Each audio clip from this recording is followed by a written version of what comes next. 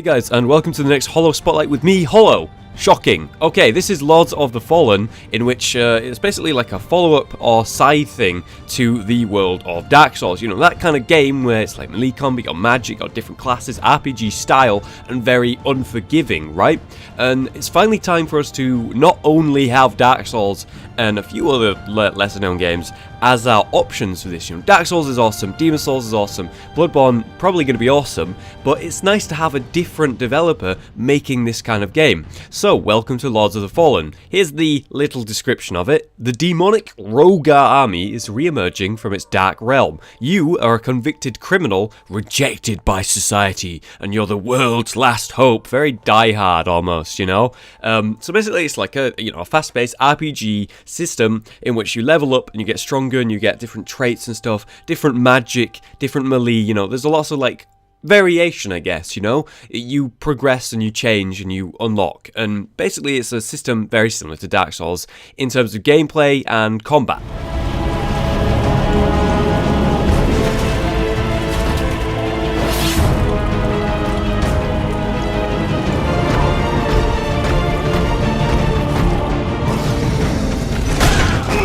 So the first thing that you're prompted with is to choose a class and an archetype. It's very simple. 3 classes. There is the rogue, agility-based sort of guy, you know, thief. Then you have the medium armor, which is like a paladin cleric kind of guy with a hammer and a kite shield. Very pretty stuff.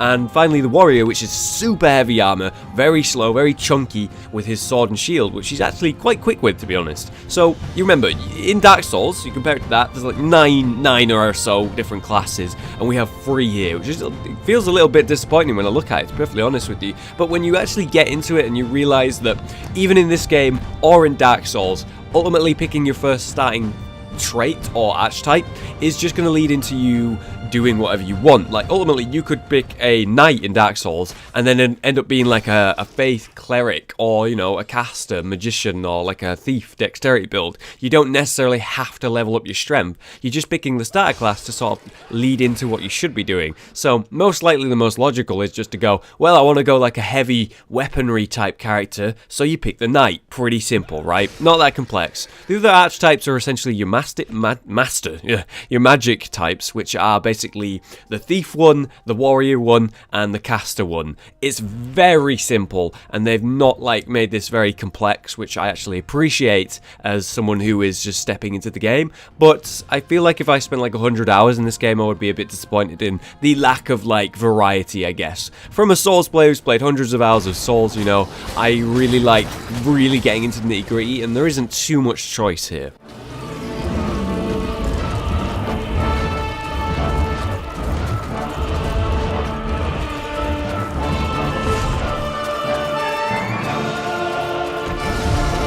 So this is the main bit, really, isn't it? They talk about gameplay. How does it feel? What's it look like? What's the sound like? What's the atmosphere? You know, all these big questions, and the comparison to Dark Souls. You know, how does it feel?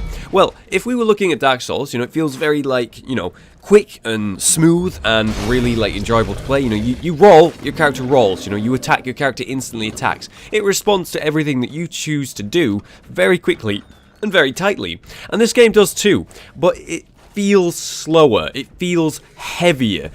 It's the only way I can like describe it. It feels slow, it feels heavier, and it makes sense because a guy in like really heavy armor isn't not just gonna walk slowly, he will swing slower. It will take longer to arc that weapon and then recoil it, you know, his shoulders, you don't want to break them. You know, it comes down to the logistics of it, the actual like realism of it, you know, and it feels really good. Like, even though it does feel a bit slower than Dark Souls, to be perfectly honest with you, I find it very satisfying. With the gameplay, there's actually this type of, you know, in a lot of brawler games, for example, this comes up, you have to time your attack. So if I time my attack and then start my next attack at the right moment, at the very end of my first attack, I will chain it and then do a powerful combo, basically, which is very satisfying to do and very, like, you know, enjoyable to do over and over and over. And when you get good at it, you start putting out some really nice numbers and seeing these combos and pulling off these things. It's very satisfying. Visually, the game is far superior to Dark Souls, in my opinion, right now. Visually, the game looks brilliant. The lighting in these rooms, man. When you go into a dark room and there's a torch just lighting up, a window open with the moonlight shining in, you know, you see like the flames off a enemy's weapon, and it's like it's completely dark in the room, and then you see the flames of the weapon, and it's lighting up around the boss and making it more like menacing. And these sparks that are coming off like braziers and torches. Visually, it's fucking phenomenal. I absolutely love it. I am playing it on max settings, by the way, and it is just wonderful to see. Another great thing is the actual voice work in the game. You know, finding these like hidden items and lore and story and stuff, and the actual character himself and the conversations. I am really enjoying the voice work when I'm listening to these conversations. One of the things I actually pay attention to is how good is the voice acting, and in this game they have done a good job. It feels very crisp, and I approve of it. The monastery's ahead. I wonder if it is still safe. Either way, our quest for Antanas nears a conclusion. I hope he's worth all the men we've lost on our way here. Let's get to work. It's quiet. Too quiet. Even for a monastery. Hold on.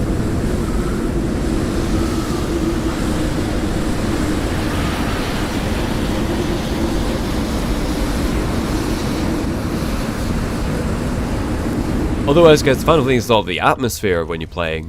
Basically, it's tense. You know, you're looking around your corner. There's lots of ambushes. There are hidden items. For someone like me who plays a lot of Souls and has an eye for looking for traps and hidden loot, there are things like that. Not as much as in Souls, I don't think, but there are things like that. And you can find, like, hidden gems and whatnot by paying attention. And I quite appreciate that, you know? Level design, I don't think quite matches the level of Dark Souls, but it is a different game, remember, and it doesn't feel quite linear. There's like a bunch of choices you can go, but it's not like, oh, I'll turn around and look down at an area I was just in that I like to appreciate in my Souls, you know? It is very separated, but it's not exactly linear. You'll have to work this one out for yourself, guys, but I so far like it. The story doesn't feel quite as strong or powerful or good in general. It is very straightforward. You know, it shows you, it's like most games, you know, it shows you the story, you play through the story, that's the story. Whereas in Souls, you know, a similar game to this style is very find and search for any story you can, look for the lore, piece it together, talk to your friends, you know, a community builds together the story, which is really fun and very unique to the Souls games, and sadly and obviously it's not something that's in this game. It is just a story, you play through the story, you experience the story, which is fine, but it's not like the Souls story. Okay, so we've been dancing around the topic a little bit here, and it's time for us to actually cover it. Here's my comparison of this game to Dark Souls and whether it's worth sort of looking into, or you're just not interested or whatever. It stands alone, to be perfectly honest with you. It stands alone from Dark Souls. It definitely feels similar to it, and there are traits of this game that I prefer to Dark Souls and can compare to Dark Souls, for sure, but there are a lot of things in Dark Souls. Here's just an example that I prefer in Dark Souls.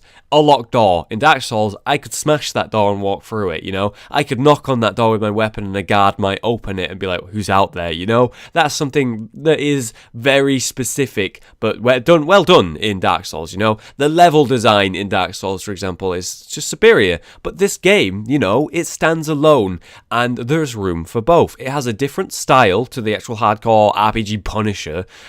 I find it more visually appealing, and often has better sound work. The actual feel and visuals are different and sort of chunky and heavy, but I like it, you know? I can play both games and enjoy them both.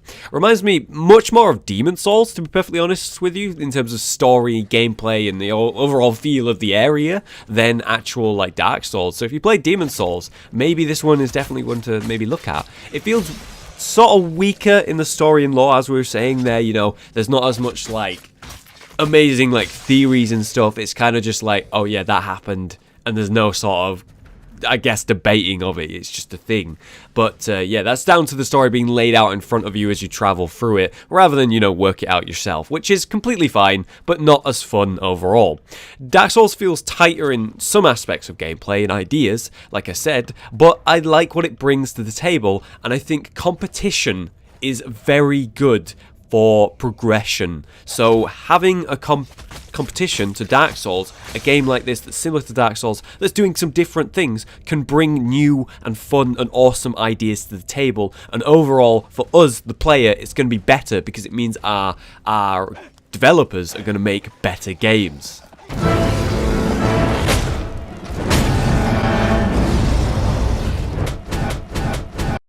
So, in conclusion, guys, if you're into this punishing RPG style of game, such as Dark Souls, then I think you should give it a fair shot. In my opinion, I'm really enjoying it. I am having a blast playing a new type of game similar to this. You know, I loved Demon Souls was great, Dark Souls was great, Dark Souls 2, something about it didn't quite hit the mark for me. Recently, I've been really enjoying it with the Ivory Crown DLC, but honestly, something felt off with Dark Souls 2, and I have really enjoyed playing Lords of the Fallen to sort of fill that void in my heart. So, I honestly think it's worth a try, and if you have the extra money, maybe it goes on sale, definitely one to pick up or think about picking up. I'm really enjoying it so far, and we'll see as it goes. But otherwise, guys, thank you so much for watching. I hope that this helps you sort of make an opinion or a decision on this game. But if it hasn't, gameplay will actually be uploaded tomorrow as of the time I'm uploading this. Could very well be out for you now if you're watching this after it's been uploaded, like a week or something, whenever. Yeah, basically just click the link in the description or the pop-up that's on screen at the end or now, and it'll take you to the gameplay in which I'll probably be playing. And who knows, depending on the comments on that video, maybe I'll even do a playthrough. We'll see. But yeah, like the video if you enjoyed it, guys. I've been Hollow, you've been you. Thanks so much for watching, and I'll see you next time.